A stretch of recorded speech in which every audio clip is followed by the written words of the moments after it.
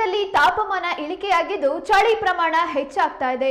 ನಿನ್ನೆ ಬೀದರ್ ಜಿಲ್ಲೆಗೆ ಶೀತದ ಅಲೆ ಎಚ್ಚರಿಕೆ ನೀಡಲಾಗಿತ್ತು. ಇದೀಗ ಉತ್ತರ ಒಳನಾಡಿನ ವಿವಿಧ ಜಿಲ್ಲೆಗಳಿಗೆ ಶೀತದ ಅಲೆ ಎಚ್ಚರಿಕೆ ನೀಡಲಾಗಿದೆ. ಉಳಿದಂತೆ ಇತರ ಜಿಲ್ಲೆಗಳಲ್ಲೂ ಬೆಳಗ್ಗೆ ಹಾಗೂ ರಾತ್ರಿ ದಟ್ಟ ಮಂಜು ಆವರಿಸಲಿದೆ. ತಂಪು ವಾತಾವರಣ ಹೆಚ್ಚಾಗಲಿದೆ.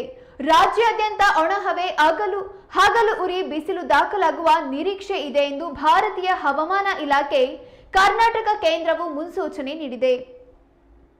ಮುಂದಿನ 3 ದಿನ ವಾತಾವರಣದಲ್ಲಿ ಶೀತದ ಅಲೆಗಳ ಪ್ರಭಾವ ಹೆಚ್ಚಿರಲಿದೆ. ಇಡೀ ರಾಜ್ಯದಲ್ಲಿ ತಂಪು ವಾತಾವರಣವು ಉತ್ತರ ಕರ್ನಾಟಕದ ಜಿಲ್ಲೆಗಳಲ್ಲಿ ಹೆಚ್ಚಿರಲಿದೆ.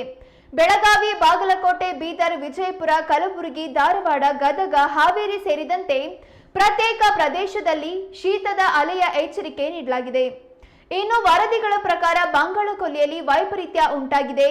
ಹೀಗಾಗಿ ಉಡುಪಿ, ಉತ್ತರ ಕನ್ನಡ, ಮಂಗಳೂರು, ದಕ್ಷಿಣ ಕನ್ನಡ ಭಾಗಗಳಲ್ಲಿ ಮಳೆ ಬರುವ ನಿರೀಕ್ಷೆ ಇದೆ ಎನ್ನಲಾಗಿದೆ. ಈಗಾಗಲೇ ಕರಾವಳಿ ಭಾಗದಲ್ಲಿ ಮಬ್ಬು ವಾತಾವರಣ ನಿರ್ಮಾಣವಾಗಿದೆ ಎಂದು ವರದಿಯಾಗಿದೆ.